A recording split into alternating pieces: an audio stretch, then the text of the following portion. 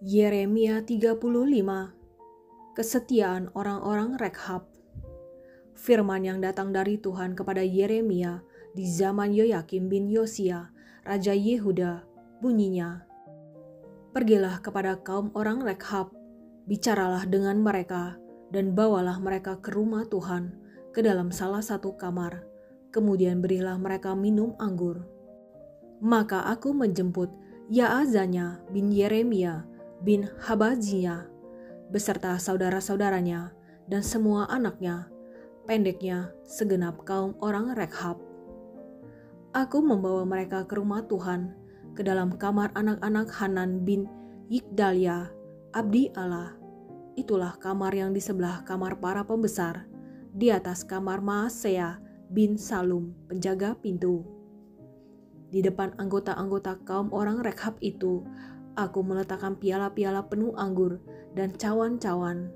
Lalu aku berkata kepada mereka, "Silakan minum anggur."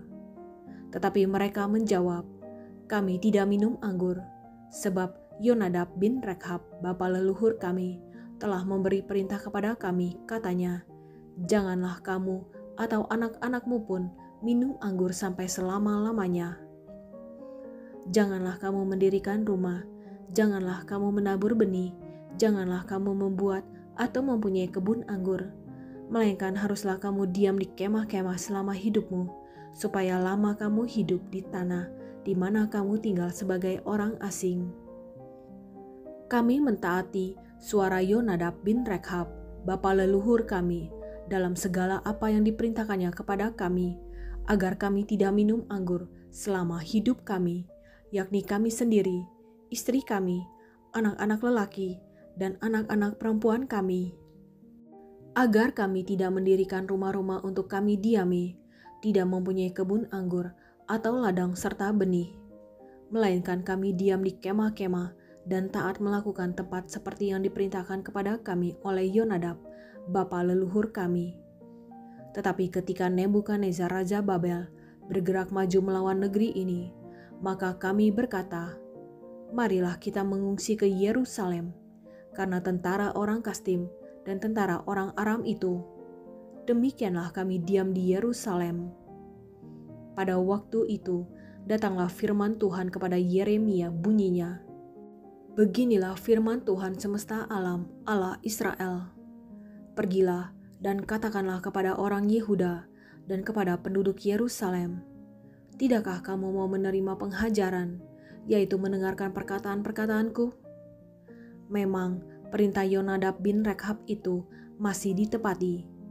Ia telah memerintahkan kepada keturunannya supaya mereka jangan minum anggur, dan sampai sekarang ini mereka tidak meminumnya, sebab mereka mendengarkan perintah bapa leluhur mereka.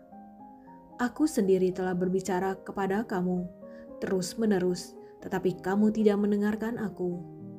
Aku telah mengutus kepadamu segala hambaku, yakni para nabi, terus-menerus, mengatakan, 'Kembalilah kamu masing-masing dari tingkah lakumu yang jahat itu. Perbaikilah perbuatanmu, janganlah mengikuti Allah lain untuk beribadah kepada mereka. Maka kamu akan tetap diam di tanah yang telah kuberikan kepadamu dan kepada nenek moyangmu. Tetapi kamu tidak mau memperhatikannya, dan kamu tidak mau mendengarkan aku.' Sungguh, keturunan Yonadab bin Rekhab menepati perintah yang diberikan bapa leluhurnya kepada mereka, tetapi bangsa ini tidak mau mendengarkan aku. Sebab itu, beginilah firman Tuhan Allah semesta alam, Allah Israel. Sesungguhnya, aku mendatangkan kepada Yehuda dan kepada segenap penduduk Yerusalem segala malapetaka yang kuancamkan atas mereka, karena aku telah berbicara kepada mereka, tetapi mereka tidak mau mendengarkan, dan aku telah berseru kepada mereka, tetapi mereka tidak mau menjawab. Tetapi berkatalah Yeremia kepada kaum orang Rekhab, "Beginilah firman Tuhan semesta alam, Allah Israel. Oleh karena kamu telah mendengarkan perintah Yonadab bapa leluhurmu, telah berpegang pada segala perintahnya, dan telah melakukan tempat seperti yang diperintahkannya kepadamu, maka beginilah firman Tuhan semesta alam, Allah Israel. keturunan Yonadab bin Rekhab takkan terputus melayani aku sepanjang masa. Yeremia 36. Pembakaran kitab nubuat Yeremia oleh Raja Yoyakim. Dalam tahun yang keempat pemerintahan Yoyakim bin Yosia Raja Yehuda, datanglah firman ini dari Tuhan kepada Yeremia bunyinya, ambillah kitab gulungan dan tulislah di dalamnya segala perkataan yang telah kufirmankan kepadamu mengenai Israel, Yehuda, dan segala bangsa, dari sejak aku berbicara kepadamu, yakni dari sejak zaman Yosia sampai waktu ini. Mungkin apabila kaum Yehuda mendengar tentang segala malapetaka yang aku rancangkan hendak mendatangkannya kepada mereka, maka mereka masing-masing akan bertobat dari tingkah langkahnya yang jahat itu, sehingga aku mengampuni kesalahan dan dosa mereka. Jadi Yeremia memanggil Baruk bin Neria, lalu Baruk menuliskan dalam kitab gulungan itu langsung dari mulut Yeremia segala perkataan yang telah difirmankan Tuhan kepadanya. Pada suatu kali Yeremia memberi perintah kepada Baruk, aku ini berhalangan, tidak dapat pergi ke rumah Tuhan.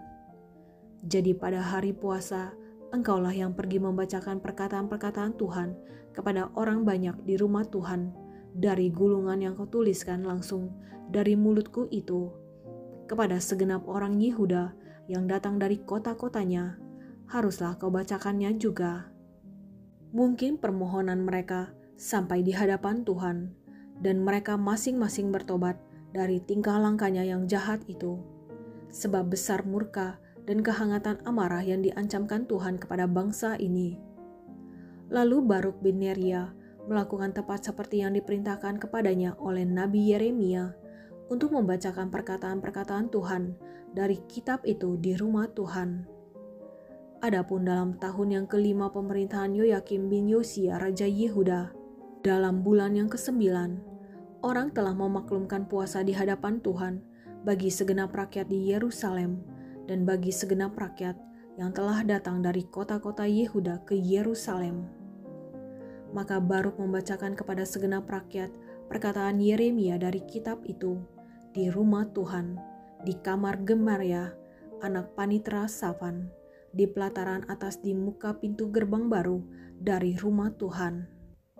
Ketika Mikhaya bin Gemaria bin Safan mendengar segala firman Tuhan dari kitab itu, turunlah ia ke istana raja, ke kamar panitera. Di sana tampak duduk semua pemuka, yakni panitera Elisama, Delaya bin Semaya, Elnatan bin Akbor, Gemaria bin Safan, Zedekia bin Hananya, dan semua pemuka lain. Lalu Mikhaya memberitahukan kepada mereka segala firman yang telah didengarnya ketika Baruk membacakan kitab itu kepada orang banyak. Kemudian para pemimpin itu menyuruh Yehudi bin Netanya bin Selemnya bin Kusi kepada Baruk mengatakan, bawalah gulungan yang telah kau bacakan kepada orang banyak itu dan datanglah kemari. Maka Baruk bin Neria membawa gulungan itu dan datang kepada mereka. Berkatalah mereka kepadanya, silakan duduk dan bacakan itu kepada kami. Lalu Baruk membacakannya kepada mereka.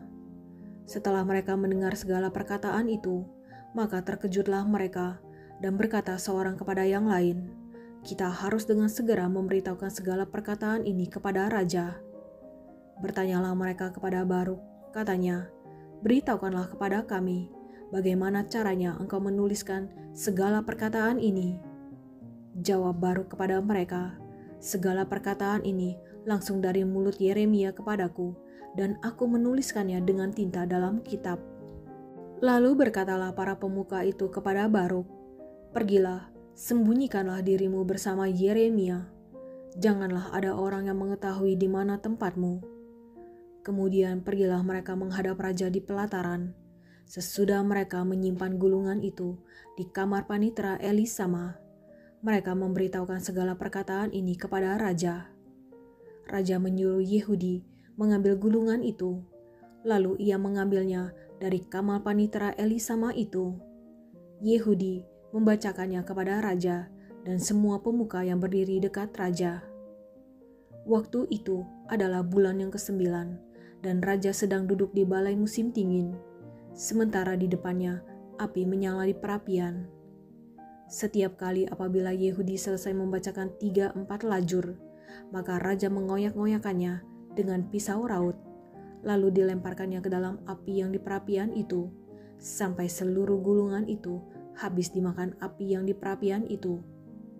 Baik raja maupun para pegawainya yang mendengarkan segala perkataan ini, seorang pun tidak terkejut dan tidak mengoyakkan pakaiannya. Elnatan, Delaya, dan Gemaria memang mendesak kepada raja supaya jangan membakar gulungan itu, tetapi raja tidak mendengarkan mereka.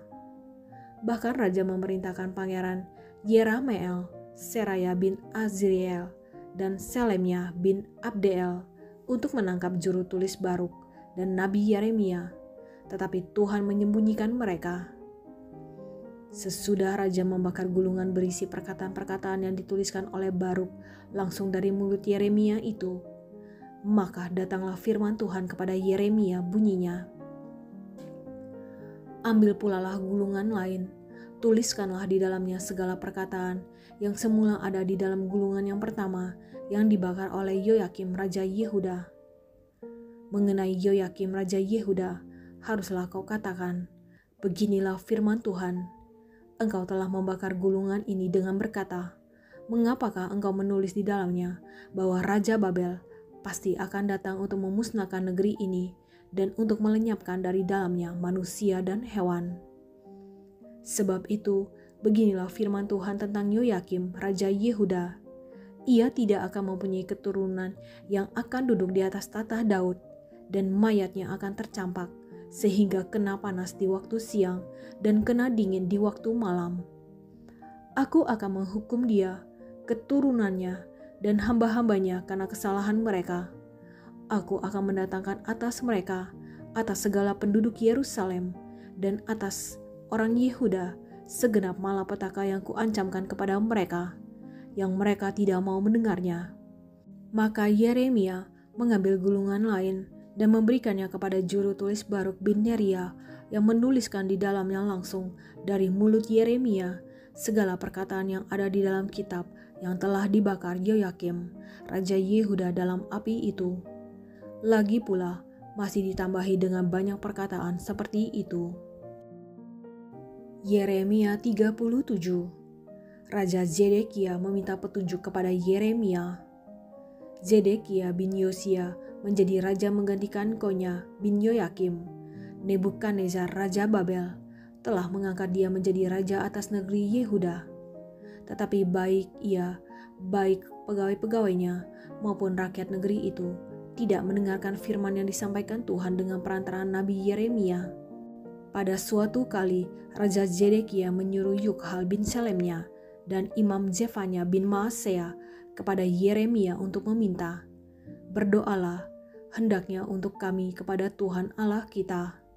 Adapun pada waktu itu, Yeremia masih bebas pergi datang di tengah-tengah rakyat. Ia belum dimasukkan orang ke dalam penjara. Adapun tentara Firaun telah berangkat keluar dari Mesir. Mendengar kabar itu, maka orang-orang Kasdim yang mengepung Yerusalem angkat kaki dari Yerusalem. Lalu datanglah firman Tuhan kepada Nabi Yeremia bunyinya, "Beginilah firman Tuhan Allah Israel kepada Raja Yehuda yang menyuruh kamu kepadaku untuk meminta petunjuk. Harus kamu katakan begini, lihat, tentara Firaun yang telah berangkat keluar untuk membantu kamu akan kembali ke negerinya, ke Mesir. Tetapi orang-orang Kasdim akan datang kembali memerangi kota ini, merebutnya dan menghanguskannya dengan api. Beginilah firman Tuhan, janganlah kamu membohongi dirimu sendiri dengan mengatakan, orang-orang Kasdim itu telah pergi untuk selamanya daripada kita, padahal mereka tidak pergi untuk selamanya. Dan seandainya kamu memukul kalah segenap tentara orang Kasdim yang telah memerangi kamu itu, sehingga di antara mereka hanya tinggal orang-orang yang luka parah, masing-masing di kemahnya mereka akan bangun dan menghanguskan kota ini dengan api." Yeremia dipenjarakan. Ketika tentara orang Kasdim itu telah angkat kaki dari Yerusalem oleh karena takut kepada tentara Firaun, maka keluarlah Yeremia dari Yerusalem untuk pergi ke daerah Benyamin dengan maksud mengurus di sana pembagian warisan di antara kaum keluarga. Tetapi ketika ia sampai ke pintu gerbang Benyamin, maka di sana ada seorang kepala jaga yang bernama Yeria bin Selemia bin Hananya. Ia menangkap Nabi Yeremia sambil berteriak, "Engkau mau menyeberang kepada orang Kasdim?" Dan sekalipun Yeremia menjawab, "Itu bohong, aku tidak hendak menyeberang kepada orang Kasdim." Tetapi Yeria tidak mendengarkan. Lalu ia menangkap Yeremia dan membawanya menghadap para pemuka. Para pemuka ini menjadi marah kepada Yeremia. Mereka memukul dia dan memasukkannya ke dalam rumah tahanan, rumah panitera Yonatan itu. Adapun rumah itu telah dibuat mereka menjadi penjara. Demikianlah halnya Yeremia masuk ke dalam ruang cadangan air di bawah tanah itu, dan lama Yeremia tinggal di sana. Zedekia memindahkan tempat Yeremia dikurung.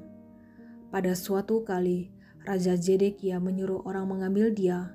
Lalu dengan diam-diam bertanyalah raja di istananya kepadanya, "Adakah datang firman dari Tuhan?"